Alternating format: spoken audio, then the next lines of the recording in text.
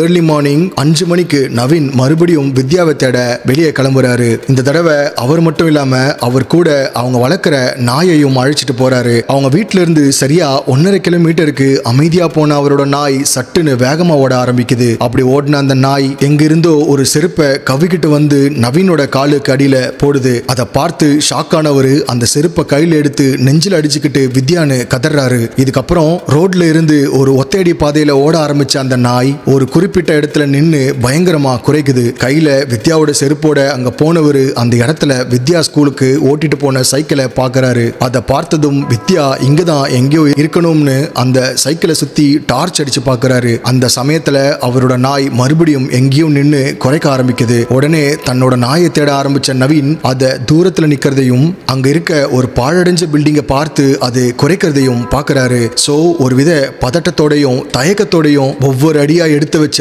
அந்த பாழடைஞ்ச பில்டிங்குக்குள்ள நுழைஞ்சவரு அங்க குலை நடுங்க வைக்கக்கூடிய ஒரு காட்சியை பார்த்து மூச்சு திணறி ரத்தம் கொதிச்சு அங்கேயே மயங்கி விழுறாரு. கொஞ்ச நேரத்துக்கு கதறி எழுத நவீன் அதுக்கப்புறம் தன்னைத்தானே ஆசுவாசப்படுத்திக்கிட்டு வேலணைத்தீவு போலீஸ் ஸ்டேஷனுக்கு கால் பண்ணி நடந்ததை சொல்றாரு. சோ விஷயத்தை கேள்விப்பட்டு உடனே ஸ்பாட்டுக்கு வந்த போலீஸ் அந்த பாழடைஞ்ச பில்டிங்க்கு வெளியே சோர்ந்து போய் உட்கார்ந்துட்டு இருந்த நவீனை நெருங்குறாங்க. அங்க போலீஸை பார்த்த நவீன் போலீஸ் அவங்க எதுவும் கேட்கறதுக்கு முன்னாடியே அந்த பில்டிங்கை கையை காட்ட போலீஸ் டீம் அதுக்குள்ள நுழையுது. அது வரைக்கும் அவ்வளோ கேசஸை பார்த்த அந்த போலீஸ் டீமே இப்போ அவங்க பார்க்குற அந்த காட்சியால கதி கலங்கி போய் நிற்கிறாங்க. அந்த காட்சி அவங்களையே பீதியோட உச்சத்துக்கே கூட்டிட்டு போகுது. அப்படி அவங்க அங்க பார்த்தது என்னன்னு தெரிஞ்சுக்கிறதுக்கு முன்னாடி உங்க மனசை கொஞ்சம் திடப்படுத்திக்கோங்க. எஸ், அந்த பாழடைஞ்ச கட்டிடத்துக்குள்ள உடம்புல இல்லாம ஒரு கந்தல் துணியா கிடக்குறாங்க. 2 கையும் பின்னால இழுத்து பிடிச்சு அத மார்பு கச்சையாலேயே கட்டியிருக்காங்க. அப்புறம் கால்களை விரிச்சு, அதுவும் சாதாரணமா இல்ல 150 டிகிரிஸுக்கு விரிச்சு அங்க இருந்த 2 மரத்துல கட்டியிருக்காங்க.